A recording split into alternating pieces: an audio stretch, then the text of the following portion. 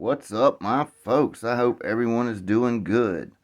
Okay, here is the interview we're going to get on to the infamous Ricky Jones, Ricky the Rebel Jones interview. We're going to give him a call. I think this is going to be a good interview, guys. Like I said, this is about the dogs. Keep an open mind and listen to some of the history of these dogs. Before all we get into this, I want to make a legal disclaimer. I'm not promoting anything illegal. This stuff that we're talking about was literally in the 80s, 70s, and the 60s.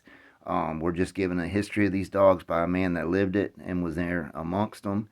And we're going to go back into all the way back to Maurice Carver's days. So, you know, it's a person that was actually had a relationship with Morris and all the old timers. And let's just hear what he has to say. Well, and hopefully you guys can enjoy it. We'll enjoy it, and I'm thinking it'll be good. I've talked with him, and there's a lot of interesting stuff going on. All right, let's see what we can get.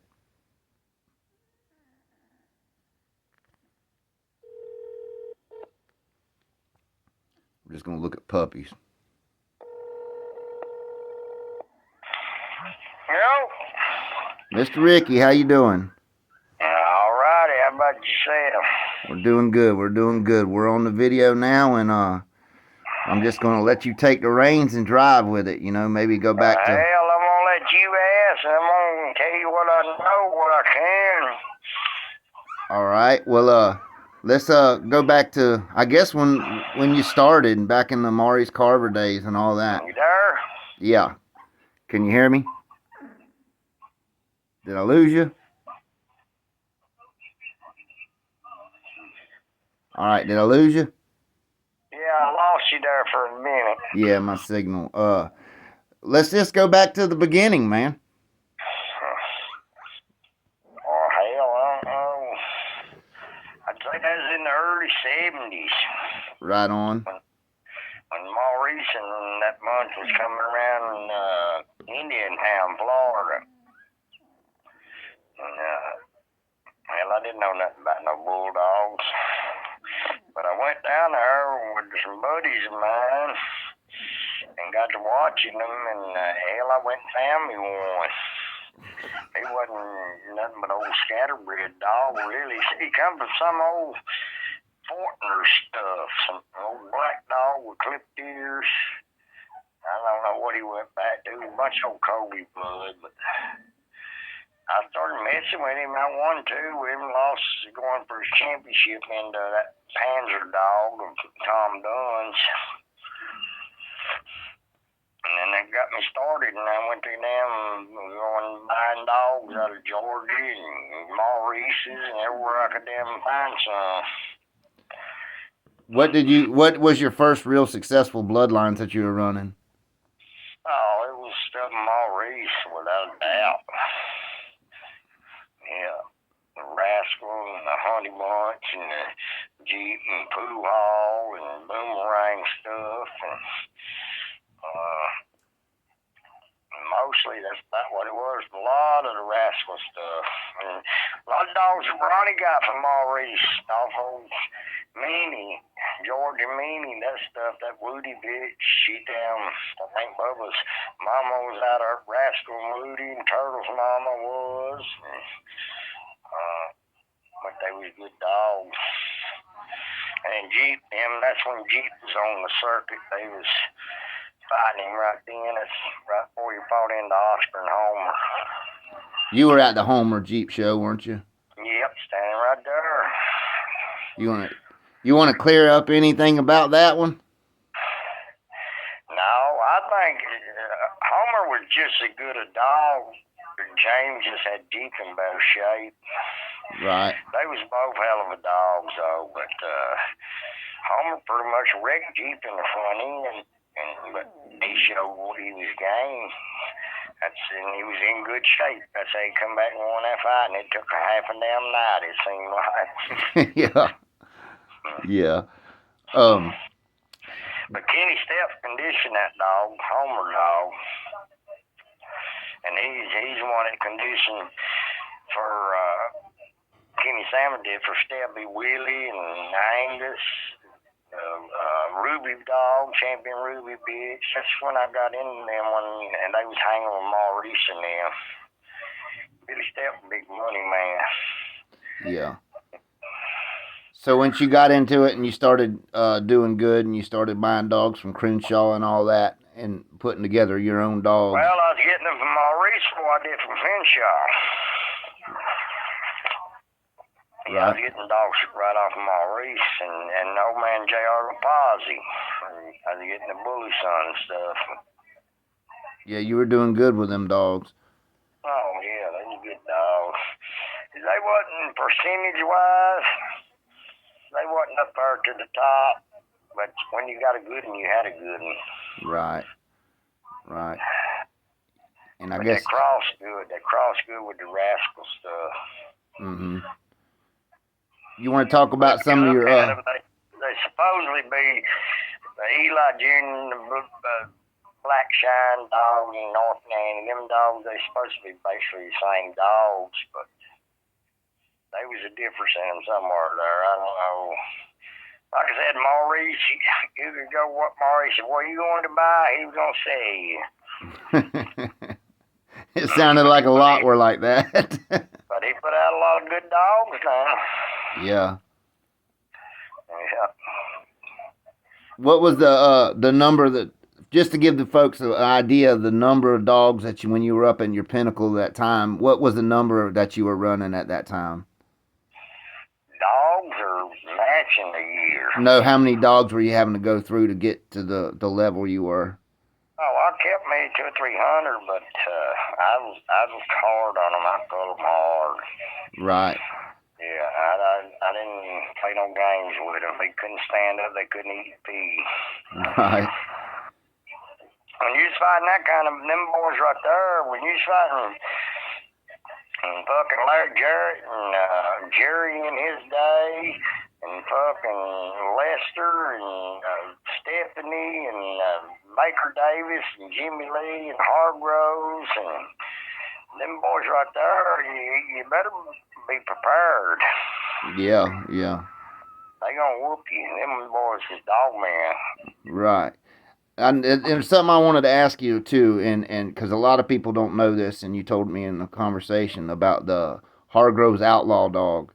Yeah. Tell them a little bit about that one. I think he's a better dog than Jeep. He fought. That dog won probably 12, 14 times. He won 7 of them named Outlaw. And then, well, he won 6, and I fought him once on the Outlaw, and I switched his damn name. Couldn't get him matched. And I bought him from Thomas Smith. I bought him and 4 more dogs that day off of Finley's boat. It was half brothers and sisters to him. And, but hell, we fought him. I think my last fight, it was with the end. I was carrying that goose dog that he sold jeans. And I showed up with Outlaw at night over, and I took his half sister, the Trixie bitch, off of Bo,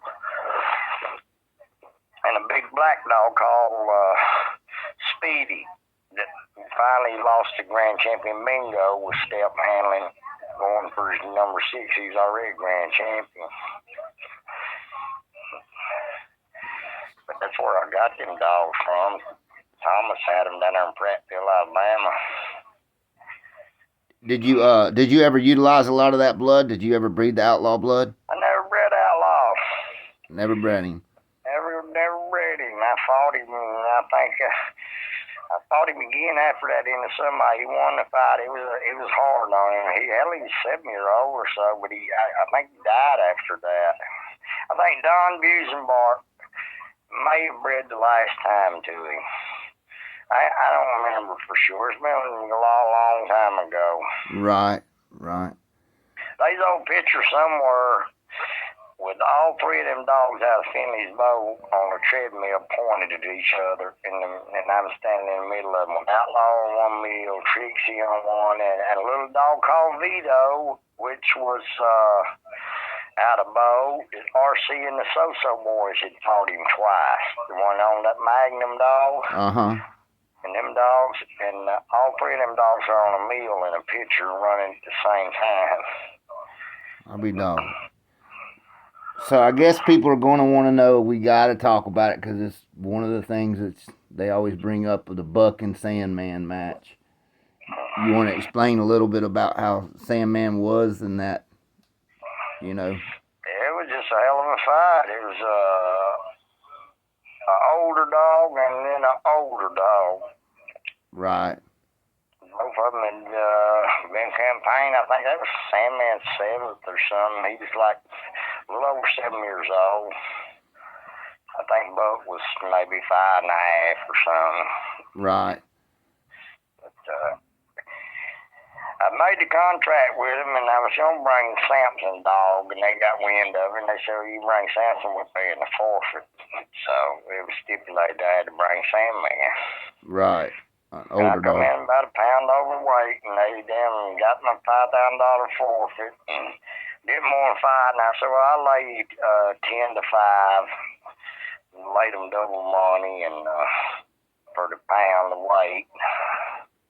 And it was cold. God, it was cold that night. We was in Frank Jacobs' backyard, and I think it was like 18 degrees or something outside. Mm-hmm. It was cold. But I just think Sandman's a way better dog. He had old bad scar on his face where I damn fought everybody. I fought Ronnie Hyde, Boston Blackie with that dog, Johnny Allen. I mean, he had some wars. Right. Took it on the muzzle, didn't he? Oh, he didn't have his old face, didn't have nothing but a scar from the end of his nose to his ear, like leather. Mm-hmm. We turned them dogs loose. He went in Buck's damn stifle, and I don't care who tells you no different. If they was standing there by the pit, when he went in Buck's stifle, that somebody went to screaming and got his front legs up on the pit wall. I thought he was gonna leave. This was like the damn 5-minute mark. Right. I mean, he had him singing, boy. And even the way I was a goddamn pitching a fit. I was jumping up and down. Yeah. But he turned around there and started snapping at Sandman's face, and he busted that damn leather open on his face, and the damn blood, it went to damn pouring. I'm talking about gushing. And it did that the whole fight. I don't know really how long the fight went. 3 hours something, wasn't it? I don't know. I don't know. Damn near 4 hours. But it was nick and tuck after a while there, and Sandman just finally bled out. I mean, some bitch was dying in that cold weather, and him laying on the ground, and a lot of people say he quit, but that dog didn't quit. When I released him, he went about halfway over, stumbled, fell, and tried to push himself with his back legs, and he got counted out before he could get there. And I took him to the van. We was in the van, tried to save him, but hell, he was dead when I got him in the van. And then I think Max Coates, the one working on Buck. They helped John Bemis with Buck, and they got IV shit started in him, and I think Max took him home. I think he writes on named Barney Fife. Mm-hmm. In a bunch of the old magazine stuff. But he took that dog home, babied him 2 or 3 weeks, and then he saved him. Yeah, good aftercare. Yeah. Yeah, one of the most prominent bloodlines out there right now is off that dog. Yeah, that's what I'm saying. There's a lot of buck dogs out there. I see them, but yeah, somebody he won. I think that was his 6th one, and he beat a hell of a dog to get it. So yeah, I can't knock him. Right. They got that toenail dragging shit to them. I mean, they got. Yeah, you just gotta give him his props. Yeah, gotta give him his props. And they had that somebody in good shape too. Now John them did. Yeah, John was a pro, that's for sure. What did you think about the tornado dog? I've had several people ask about that, to touch off on that. I fought that dog 2 or 3 times myself, conditioner and pitted her. I lost to her one time, and then I pitted her and beat some of the best dogs in the country with her. But I told Ken, and I've told everybody that I thought she was ranked third. And I run her brother over the pit with a dog off of a positive bow in like 20 minutes or something, that Texas dog. But Tornado, she was a damn, she could bite. Yeah.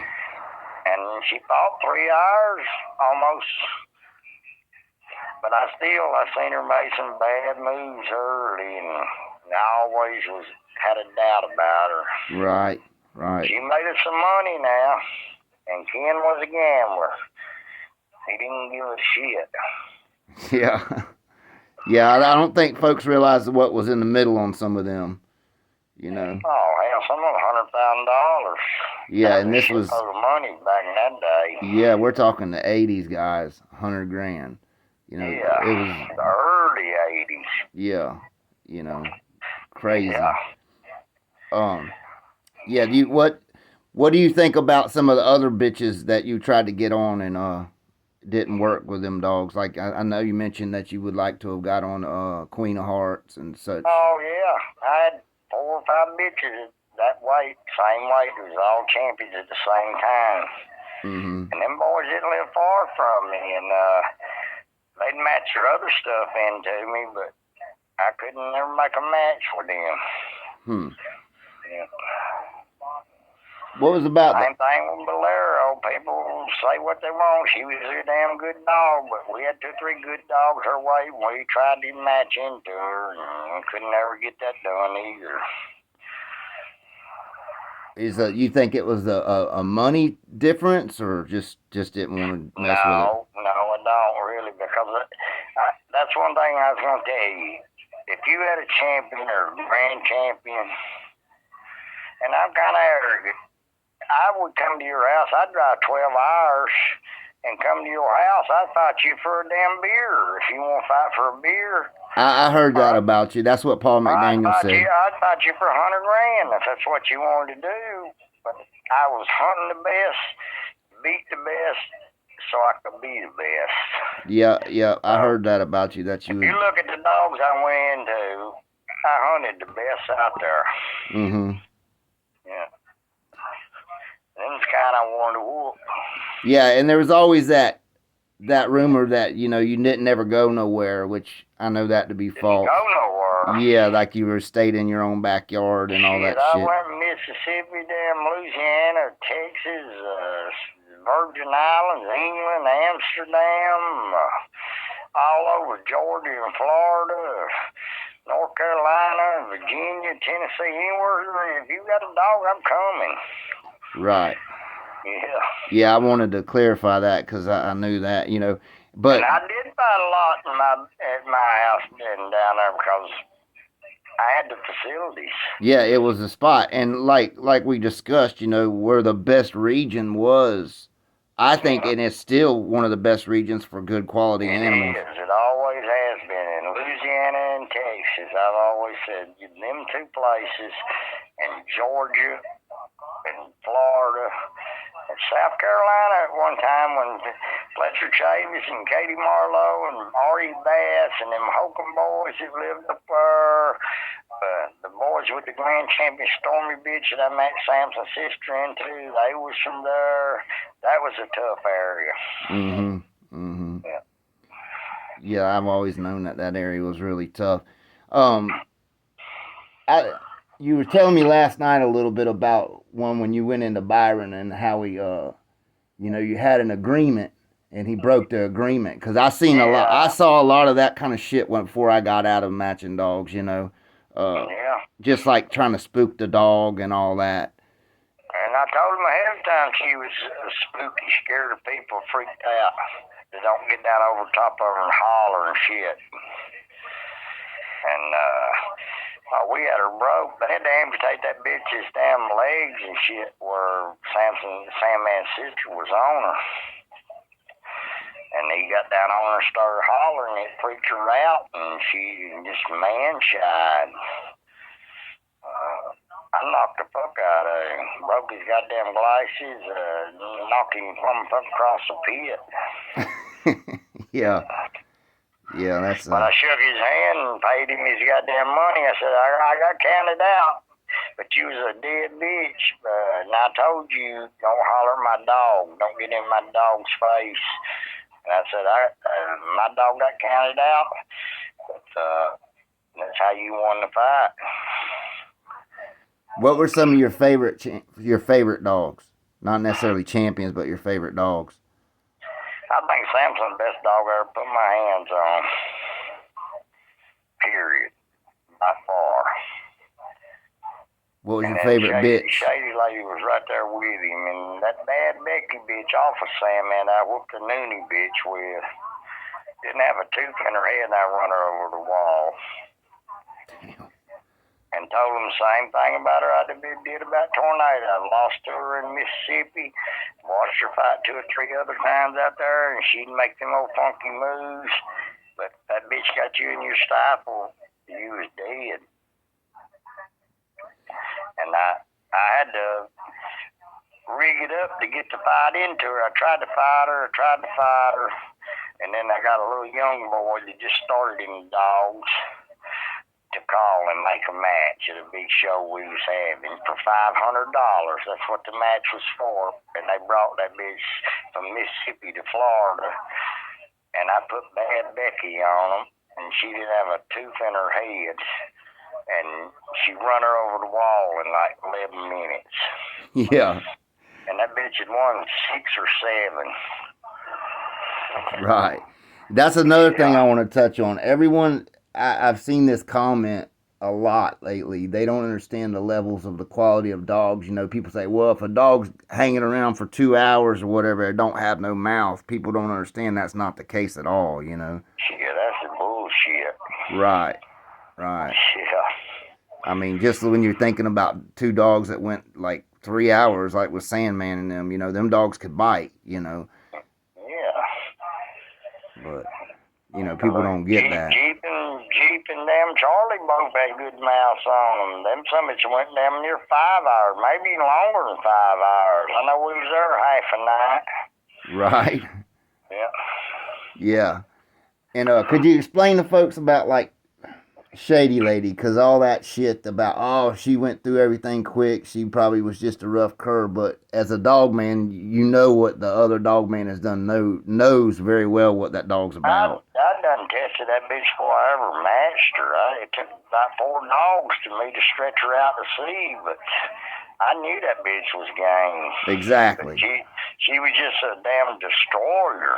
Right. That was the type of dog, when you pitted that bitch in Holler Pit, that bitch you couldn't even get your hands off your dog. She'd shoot under your belly and get you in the guts right there, in your stifle and guts, and she picked you up in the damn air. Mm-hmm. And you couldn't get her out of it. And hell, dogs can't take that. No. There ain't many of them that will. No, not many of them will. They got a soft spot, that's for sure. Yeah. What Samson took it from Zinkers. I'm gonna tell you, that damn Zinker dog that they come out of Louisiana with, they bet $100,000 that night. I think that dog come from Vicky Fisher's daddy. I think that's where they bought that dog at. But he had won 7 and killed all 7 of them in the pit. Straight stifle. And when we pitted them dogs, he went in. There's a video of it. I don't know. I've seen it. But that somebody's went in Samson's stifle I'm talking about. And it worried me. It scared me, really. I said, God damn, he's done killed 7 right there. Mm-hmm. And, but Samson was, shut the door, baby, and listen. Samson was smart enough that he just reached back there and got him one. And he could outbite him. Mm-hmm. So when he got him one, Zinker turned loose, tried to go to his face and bite him out from back there, but he just rolled his back over against Zinker's belly, and he broke his damn hip and shit. Then he got up in his front end, but I think he broke both front shoulders. And and he was hurt. He had damn gushing blood out of his stifle. And I think they picked up at Iowa or something. Ken finally figured it out. I don't think they had the $70,000 on them, or 70-some. And after he got in Zinker got in his stifle, Kim wanted to bet another 20 on the credit, and I said, well, your credit's good with me. So I bet him, made the fight $92,000, I think what the total of it was. And about the hour mark, I told Ken, I said, if you want to try to save that dog, you better get him. So he was still scratching, stumbling, and falling, but that semester broke all pieces. And I said, I'll try to help you save him. And he picked him up, and we took out there. We worked on him, but hell, he didn't make it 15 minutes. Right. Yeah. That adrenaline was going on him. Yeah, he's just a hell of a dog. What did you think about Mr. Lester? Oh, man. Yes, sir. Oh, he was a character, now. Yeah. He lived up in that holler there. We bought some property. That's how I met Lester. We bought some property way up on the end of that mountain there on top of him. And I'd go up and down the creek road there, and I'd see dogs over in his yard. And I stopped and started talking to him, and that's how me and him got acquainted. Yeah, I know you had a lot of the Homer dogs, you know. Yeah, I started getting dogs from him. I like what he had, this old Midnight stuff, Buster stuff, and then the Rascal Jr. He had a lot of Rascal Jr. dogs at that time, Rascal dogs. Mm-hmm. Me and him just got along good together. Yeah, he was a good dog, man. Yeah. But so when you Mike Gregory, the Tennessean, he was big buddies. He lived over almost in Decade Cove in Townsend, over in the backside of Maggie Valley. But he messed with Lester a lot. We was partners for a lot of years, and one of the best fellas I ever knew. Who do you think was the best competition back then? I don't know. It's fucking hard to say.